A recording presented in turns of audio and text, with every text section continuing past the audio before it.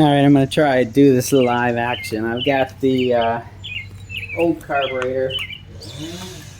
I did use it for a minute, but it's junk, really. I cleaned it, but it's past its prime. So the first thing I need to do is unscrew these two bolts on the back of that shroud. And I don't need to take them all the way out, I don't think. I've done this 2 times already, so hopefully this will be a pretty straightforward operation. Oh, and of course I'm trying to get some of the gas out of this so it doesn't spill all over, which of course then you spill it all over anyway.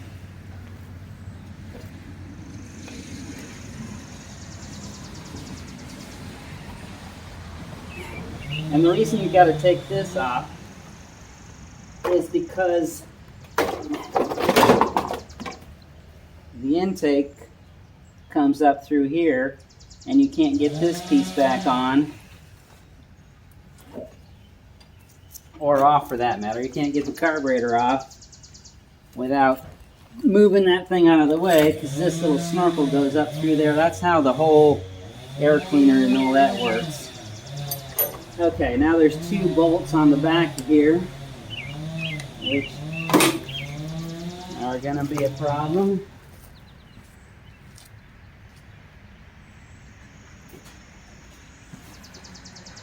Yeah, I'll get this.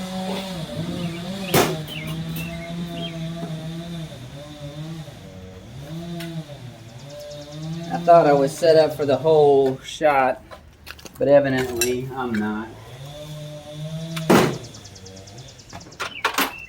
Alright, now I want to take the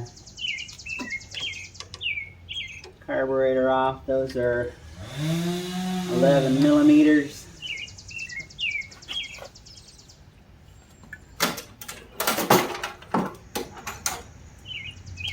And I need the short extension.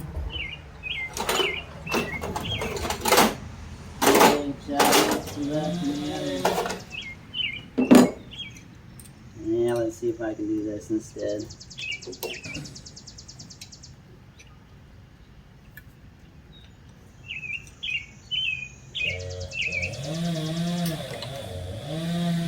Okay, and those nuts,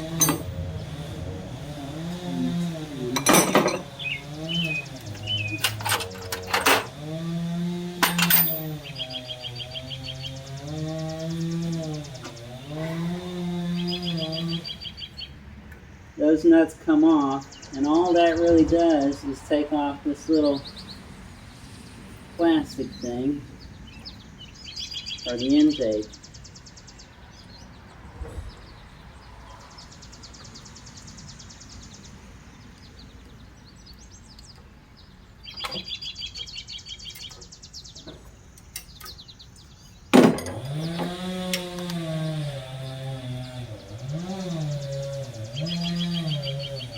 And this, of course, has the PVC hose hooked to the back of it too. So you gotta get that on and off.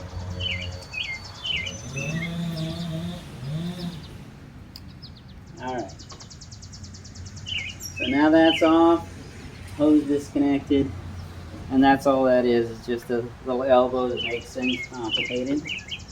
Okay, now, we still haven't even started taking the carburetor off yet. But here's the throttle linkage, and here's the governor linkage.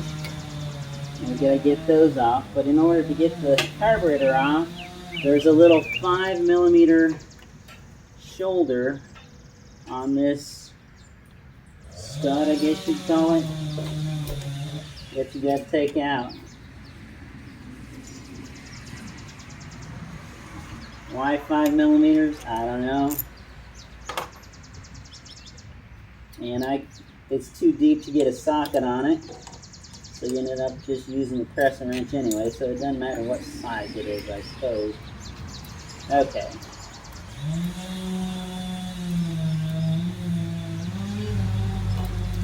So now the carburetor is free.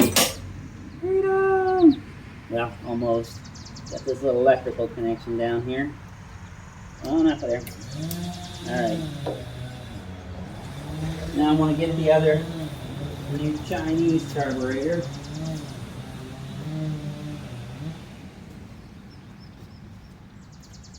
And we're just going to put this in where that one came out.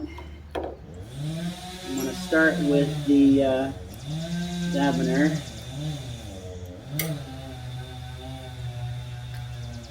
And this has this little teeny spring. That thing is so fine. Oh, so fine. Alright, we'll get that in here. And put that up there.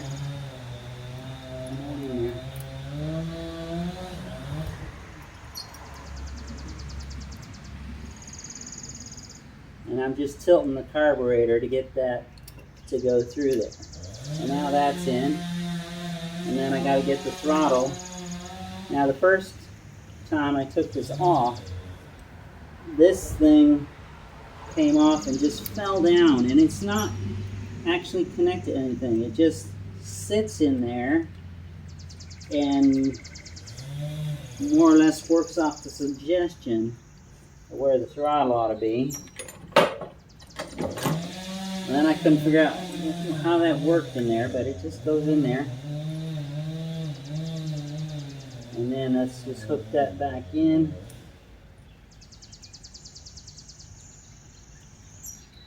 Like that. And like that. Oh, I gotta thread that through. There's a little slot in there that you gotta feed this thing through. Alright, now that that's all fed together, we gotta put a gasket on there.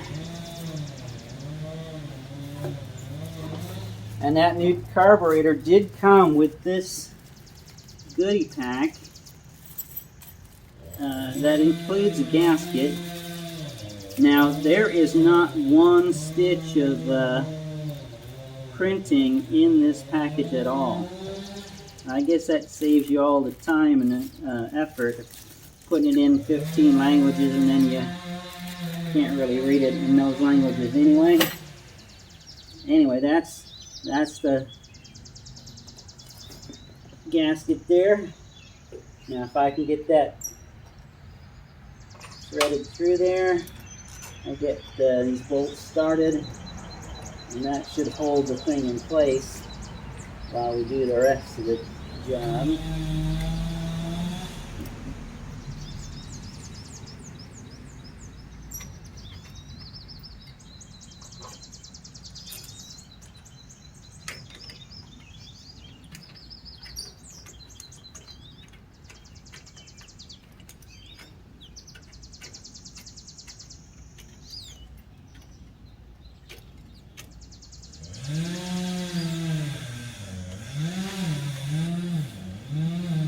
Okay, and I'll just put those fingers tight, and then this thing just plug right back in there into the bottom.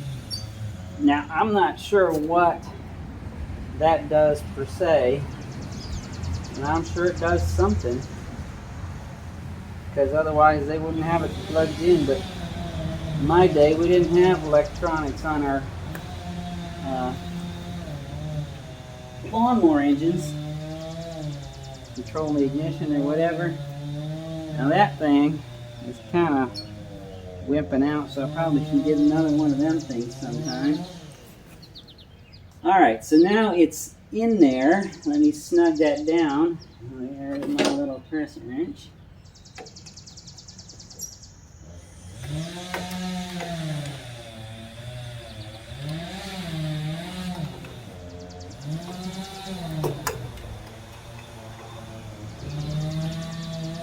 Okay, now before I put this all back together, there is a little like thing here, some kind of adjustment, and it's got this little deal that goes on it.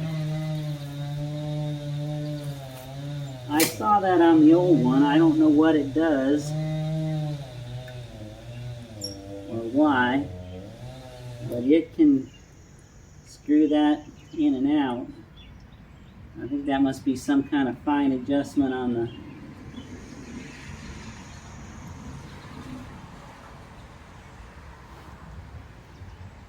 on the carburation at some point, but the way that goes, I suppose it's to limit how much you can turn it, and I probably already got it weaked up. But let me get some gas in it, and before we get too far gone here, let's see if it even runs in this new configuration. There's some choke, and of course you got to punch down on the clutch. It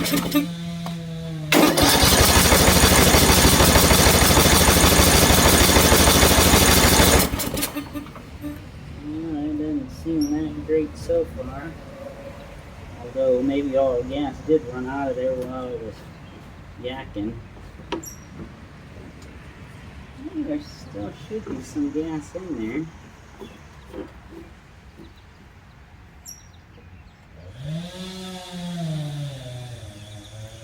And it's coming out, not super fast, but it's coming out of there. And I suppose I could use a new fuel filter in there too. But in any case, let's see if it'll go. Oh, yeah.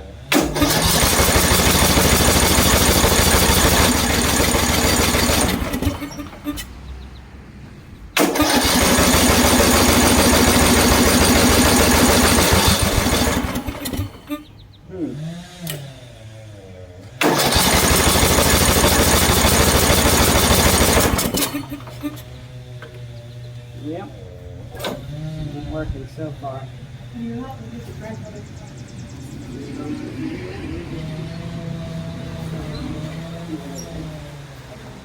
You've done with one car and started another. Let's give it a little shot of this. Let's see if it'll go.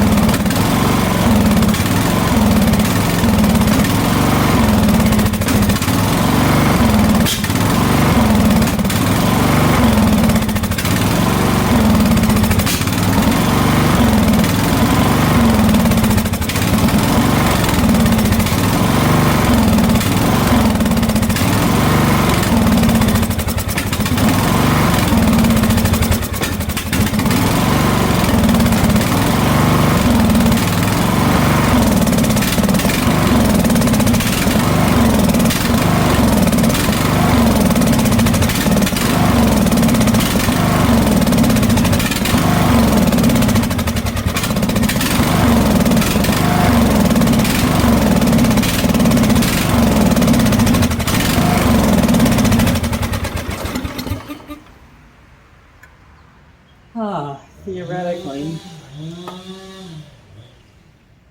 that should run.